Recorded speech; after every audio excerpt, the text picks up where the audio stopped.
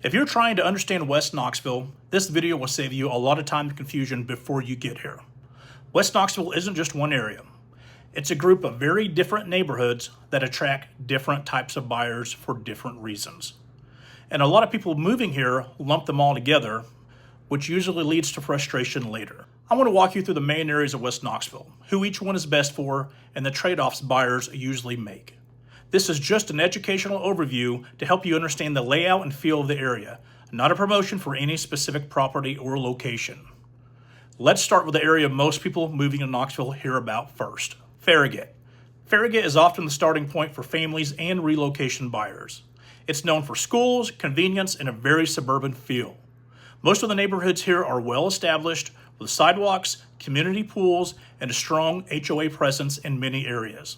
Shopping, grocery stores, and restaurants are close by, and interstate access is easy. People who choose Farragut usually value predictability, things are well maintained, zoning is tight, and the area feels organized. The trade-off is cost and density. Homes here tend to be more expensive compared to other parts of Knoxville, and lot sizes are often smaller than people expect when they first move to Tennessee. If you're coming from a large metro area and want something that feels familiar, Farragut often makes sense. Now, let's move just east of Farragut into Hardin Valley. Hardin Valley has exploded in popularity over the last several years, especially buyers who want newer homes and newer schools. This area attracts families, professionals, and people who want a modern layout without being too far from town. You're going to find a lot of subdivisions here with open concept homes. You'll see a lot of subdivisions that are planned communities, homes built in the last 10 to 15 years.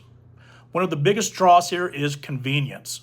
You're close to Oak Ridge, Turkey Creek, and still have access into Knoxville. The trade-off with Hardin Valley is traffic and development pace. Because it's grown so quickly, infrastructure sometimes feels like it's catching up.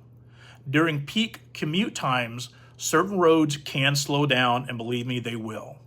Hardin Valley works well for buyers who prioritize newer construction and are okay with growth happening around them. Now, let's talk about Cedar Bluff. Cedar Bluff sits right in the middle of West Knoxville and is one of the most convenient areas in the entire city. This area attracts buyers who want easy access to everything. You're close to major employers, shopping, restaurants, interstate, and hospitals. Commute from Cedar Bluff tends to be shorter no matter where you work, allowing for rush hour traffic. Housing here is more mixed, however. You're going to see a lot of older ranch homes, townhomes, condos, and some newer infill development. It's not as uniform as Farragut or Hardin Valley. The trade-off in Cedar Bluff is consistency. You don't always get the neighborhood feel people expect, and housing styles vary a lot from street to street. Cedar Bluff is a great fit for buyers who value location over having a brand new home or large lot. Next up is Bearden. Bearden is one of the most popular areas for people who want to be close to downtown Knoxville but still feel like they're in a residential neighborhood. This area attracts professionals, couples, and buyers who want character and convenience. You're close to the University of Tennessee, you're close to restaurants, shopping, and some of Knoxville's most well-known local spots. Homes in Bearden are often older, with more unique layouts and established trees. You won't see as many large planned subdivisions here, but you will see charm and variety. The trade-off in Bearden is age and lot size. Many homes were built decades ago, and lots are typically smaller.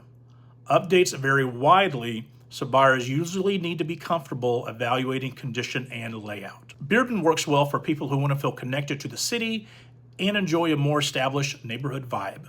Now, let's talk Sequoyah Hills. I love Sequoyah Hills. It is one of the most recognizable neighborhoods in West Knoxville and is known for scenery, walking trails, and the proximity to the river. It's going to be a lot of older houses here that are going to be great location, have really good views, and a strong neighborhood identity. It's close to downtown, but feels tucked away.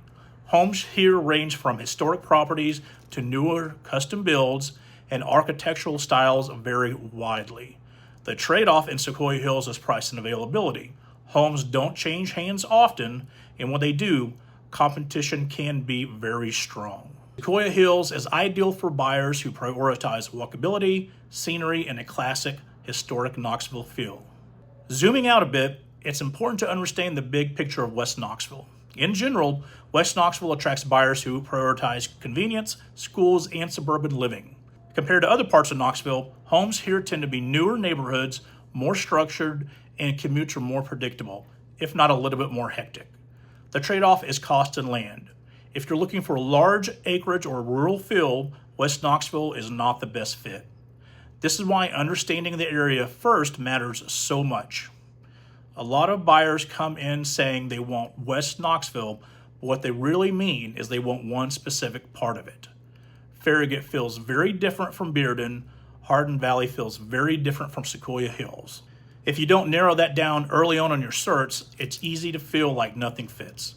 So here's the simplest way that I found to think about it. If you want newer homes and schools, Hardin Valley is almost always going to make sense to you. If you want established neighborhoods and kind of the sameness, predictability feel, Farragut is a very, very good choice. If you want convenience and central access and do not mind older homes, Cedar Bluff is going to work well. If you want character and proximity to downtown, Bearden stands out. And if you want scenery and the opportunity to live in one of the most historic neighborhoods in Knoxville, Sequoyah Hills is going to be very hard to beat. Most buyers don't choose a home first. They choose an area and then narrow down homes. Once you understand how West Knoxville and Knoxville in general is laid out, the entire process becomes easier and less overwhelming. If you're trying to figure out which part of West Knoxville or Knoxville fits your lifestyle, commute, and priorities best, I'm always happy to help explain the differences and talk through options when you're ready.